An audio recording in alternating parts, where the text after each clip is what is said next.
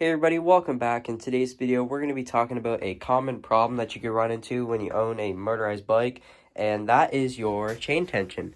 So if we look down here, we notice that my chain has a lot of slop in it, way over 15 millimeters. The tensioner is maxed all the way out. So basically, if you're running into this issue and you have no more adjustment, today's video, I'm going to be showing you how to fix that. Alright guys, so there's two ways that you could have issues with your sprocket. The first way is you could simply just have your sprocket out of true, which basically means when you spin the wheel, your sprocket is moving. This is obviously exaggerated, but your sprocket's going to move like this. And that's not necessarily going to change your chain tension that much, but it's going to throw your chain off the bike. So it's either going to go into your spokes or it's just going to pop off. So that's the first way. The second way is called run out, and run out basically means the sprocket's doing this. It's not staying center where it's supposed to, and it's going like this, again exaggerated.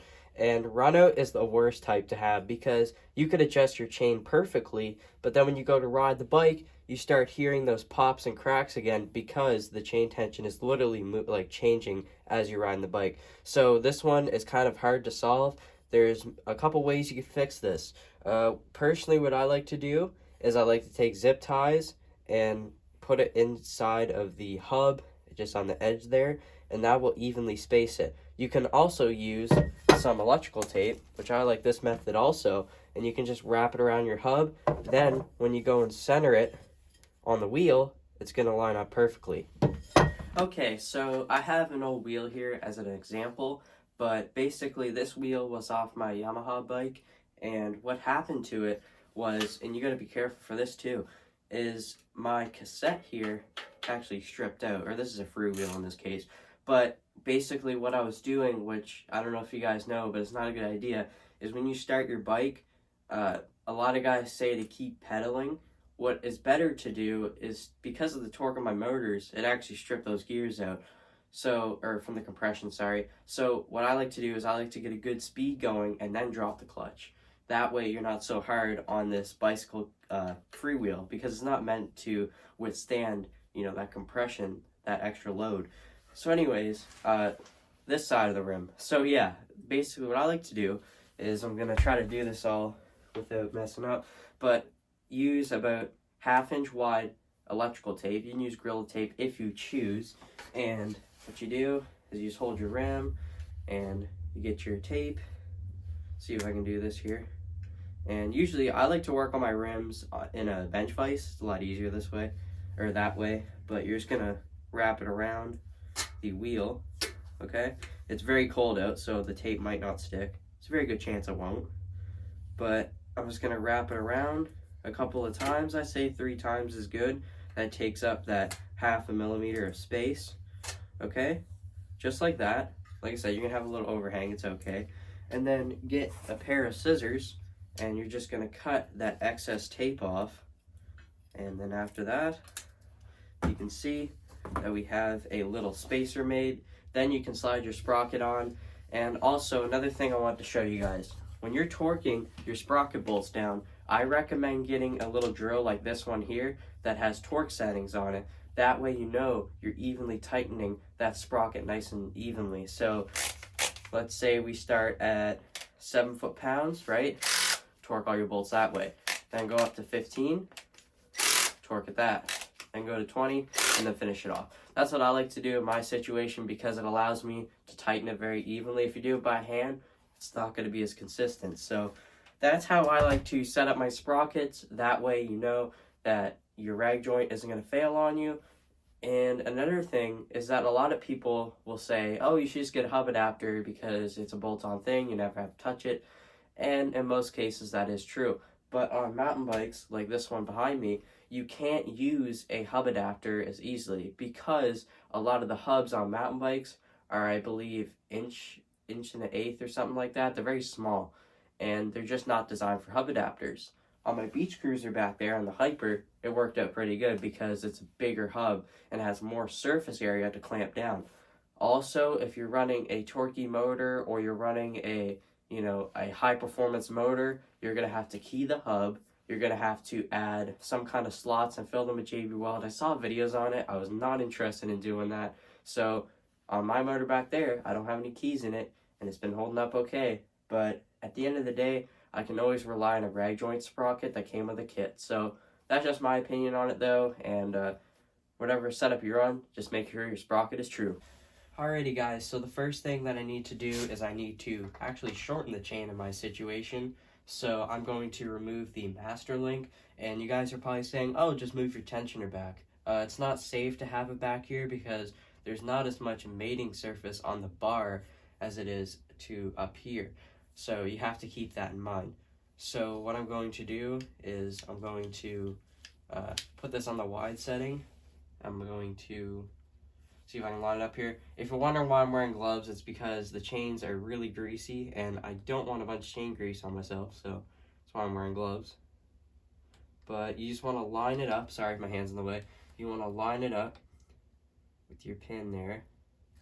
And usually they just pop off. But of course I'm on camera, so it's going to take a little bit more time. So there we go, we got that. So we'll pop this off. Make sure you put it on the floor, don't lose it. You're going to slide this off, and you're going to pull your chain apart, okay? And then what I like to do is just pull it through and then let it set on the ground there. And then you can get your 5mm Allen and loosen the 3 cover bolts here. And then once you get those loose, then you can feed your chain through. And actually, when you're taking it off, I just realized this now. You don't have to remove this. You only have to remove it when you put it back on. So what you can do is you can just pull your clutch in, right? And you can just feed it through like that. And that's a lot easier. So then you can get your chain off. And when you're cutting your chain, I'll show you this also. You want to make sure that you go every other link. You don't want to just take this one out because that's going to be an odd link. You want to take the even one out. So if you're only trying to remove one link, it's actually 2 over. So I'm going to remove this one. So I'll mark it with a Sharpie pen, and then we'll cut it out. Alrighty guys, so I have my chain in the bench vise. So a lot of you guys are probably going to say you could use your bench grinder here and grind down the chain and then do it. That's true on a motorcycle chain, but on one of these guys here, they're just not a super heavy duty chain. So usually you can get away with using a center punch or even a screwdriver. This one I don't really care about, so I'm going to be using this screwdriver. I have no clue where my punches went, so that's why I'm using that. But anyways, yeah, so we're going to take this one out. Like I said, you see this side here, you want to take the next link out. You don't want to take this one out. You want to take the next one over. So I can't stress this enough, because if you do that, guess what? You screwed up, so now you got to go one more, and it might be too short. So do it right the first time. That's all I can say. But so I'm going to line up this here, and let's see if it goes right on camera. And we're just going to try and punch it out. Okay, as you can see, my strong hits there got that out. So all you have to do is get a smaller screwdriver and then just punch it the rest of the way out.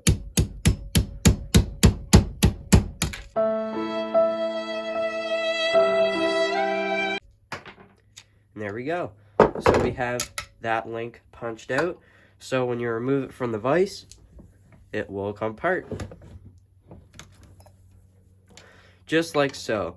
And what I usually do, I have it on my bench over here, is I always keep my, oh yeah, and this is another thing I want to show you. I always keep my extra links, and the reason I do this is in case if I ever have to add links, I always have them. But here's the difference, guys. This is a 410, this is a 415. Like, look at the difference of how much heavier duty the plating is. And overall, and you can see it's stamped right in at 415H. So I definitely recommend this chain. It's only 18 bucks, and it'll save you a lot of hassle if you're running any sort of performance build. But these little 410s, they'll work, you know, but I definitely recommend upgrading in the future. Go from one of these to a heavier duty one. So that's that. Let's go put it on the bike. Alright guys, we're back down on the bike, and I'm going to remove the bucking arm cover, and we're going to pull this off, and then we'll wrap our chain around with the tool that comes with your kit. I'm actually going to go grab one of those, so give me a sec here. It is the little spark plug tool, and I'm sure you guys used it when you put together the kit, and you use this to actually thread your chain on. So that's what we're gonna use. But anyways, yeah, so I'm going to get my Allen wrench, and we're gonna crack these bolts loose, and we'll get them off.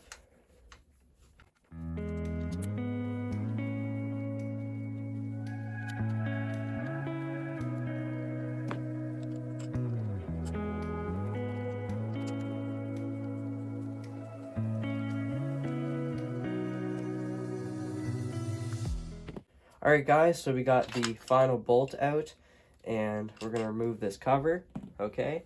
So some guys can feed it back in without removing this. It's a lot easier this way, trust me. It only takes like a minute. So I like to kind of tuck the cover back into this little space here. That way you can put your chain in and not have to worry about it flopping around.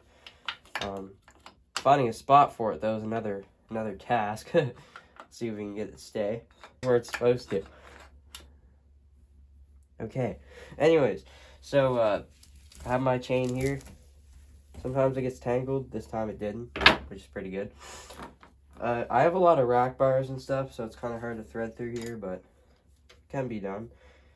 If you guys aren't noticing a silencer or a muffler on this bike right now, I put on new brakes and the little cable adjusters on the other side, so I got to make a pipe that comes down and goes down this way, so that's why there's no silencer on it right now. Honestly, if I started it up, it'd probably sound pretty sick, so yeah. But let's get this chain on. Okay, do it like that, and then get your tool, and we're going to just put it on like that. Make sure it's on there. I like to get the hammer and just give it a couple of taps. Then get your screwdriver, and you're going to thread it through. Don't just thread it through. You got to make sure that you hold the end when it goes through, because it could lock up. So give it some slack on the back end there, and you're just going to turn over the motor. This has like 120 pounds of compression, so 120 psi. So it's a very high compression motor. Makes this a little bit difficult, but that's a good thing. It's a healthy motor. So just gonna keep on turning this over. Okay, and like I said, we'll have to loosen the actual tensioner, because it's gonna change the chain tension a lot by removing those two links. You guys probably wouldn't believe it, but taking a link out of the chain can make all the difference. So we have that removed. I just realized I gotta really get around to greasing that.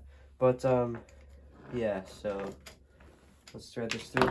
Actually, we gotta not remove it, sorry. We have to loosen this off. Oh, looks like it was already loose. Good for me. So, put that all the way down. What the heck? Usually this goes right down. Hold up. There we go. Anyways, so let's thread this through the pulley. And you can see we're not getting close enough. I kind of figured this was going to happen, but there's a lot of slack here. And I never really thought that we could probably just move the wheel a little bit like that. Okay, that's going to put more tension on it. See how that's more tension. And we might be able to make it work. But what I'm most likely going to have to do in my situation is loosen the axle nuts and move the wheel forward a little bit. So that's probably what I'm going to have to do, unfortunately. But you can, there's another little trick I might try before I do that. So we'll try that first and see what happens. So yeah, we're still not close. So what you can do, it's kind of like a mini bike. You can put it on like that first, and then you can like thread it on the top and then move the bike backwards. We're going to try that also, but I don't want to snap a chain. So if it feels like too much resistance, I'm not going to bother.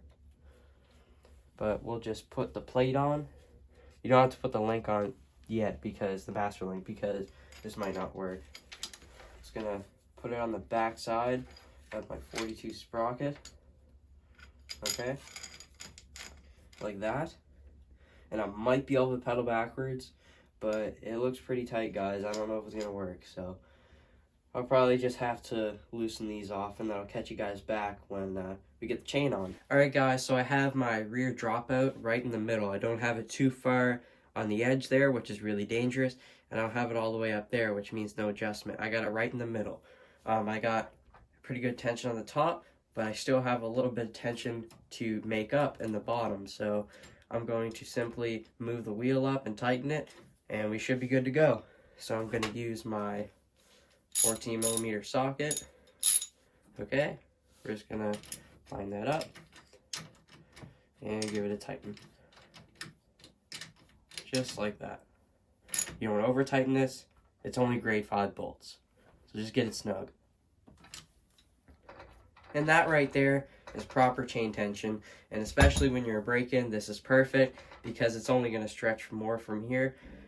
In my case, it was already broken in. It was because I added the sprocket that was smaller. But I think that pretty much wraps up the video. So if you guys like this video, make sure to give it a like. And if this video gets over 35 likes, that's a little bit much, but we'll see. If it does, I'll learn how to do wheelies, and we'll record the process, and it'll be a cool series.